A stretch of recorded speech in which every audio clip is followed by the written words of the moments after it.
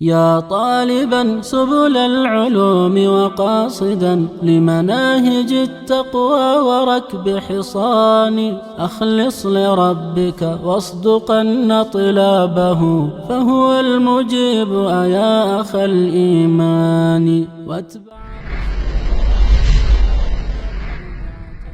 مآل ذي بدع إلى خسران وتزودن نوافلا السلام علیکم ورحمۃ اللہ وبرکاتہ۔ سوال ہے کہ اسلام میں مرد اونچا اور عورت نیچی ہے کیا، یا دونوں کا درجہ برابر ہے؟ رہنمائی کر دیں۔ وعلیکم السلام ورحمۃ اللہ وبرکاتہ۔ مرد جو ہے اللہ رب العزت کی مخلوق ہے، عورت بھی اللہ رب العزت کی مخلوق ہے۔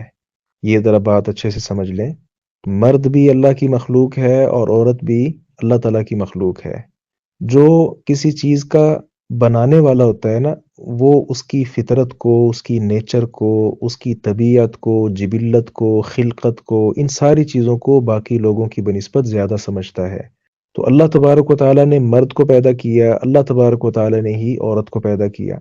اب مرد کا مزاج کیا ہے اور عورت کا کیا ہے، ان دونوں میں اللہ رب العزت نے فرق رکھا ہے، اور یہ فرق نمایاں ہے، ہر ایک کو سمجھ آتی ہے۔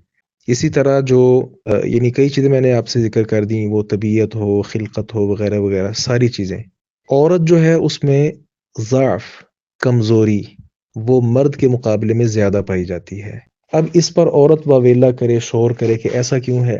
مرد کو مقام شریعت نے زیادہ دیا اور قوام بنایا، الرجال قوامون علی النساء بما فضل اللہ بعضهم علی بعض، تو قوام بنایا عورت پر۔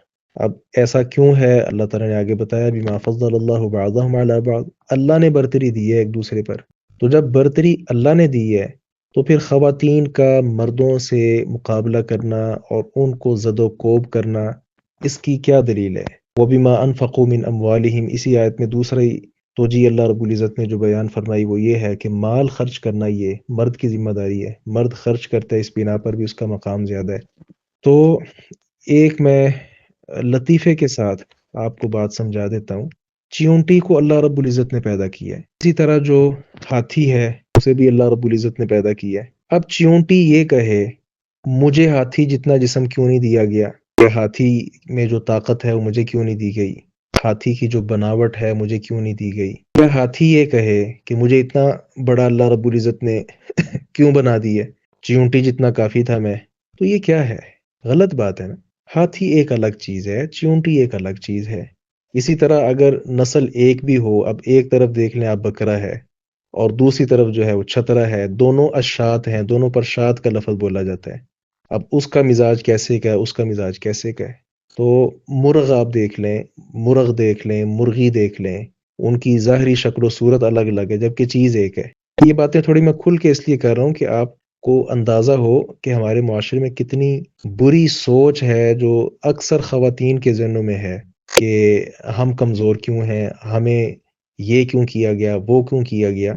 تو بات کو سمجھیں، مردوں کا اس میں کوئی کردار نہیں ہے، یہ تو اللہ رب العزت نے کیا۔ وہ جو شروع میں نے بات کہی تھی اور 2 بار اس کو دہرایا تھا کہ مردوں کو بھی اللہ نے پیدا کیا، عورتوں کو بھی اللہ نے پیدا کیا۔ تو جب خالق اللہ تبارک و تعالیٰ ہے تو ہماری نیچر، فطرت، ان ساری چیزوں کو سمجھنے والی ذات بھی اللہ تعالیٰ کی ہے۔ اب دیکھیں اللہ رب العزت نے جو عورت ہے اس کی عقل مرد کے مقابلے میں آدھی رکھی ہے۔ اب اس میں مرد کا کیا قصور ہے، یا عورت کا خود ذاتی کیا قصور ہے؟ کوئی قصور نہیں بھائی، اللہ رب العزت نے ایسے رکھا۔ تو جب اللہ رب العزت نے رکھا تو ہم مسلمان کس نام کے ہیں؟ مسلمان کا معنی ہی فرما بردار ہے، اللہ نے جو کر دی ہے بس ٹھیک ہے، قبول ہے۔ اس لیے یہ لڑائی بنتی نہیں ہے۔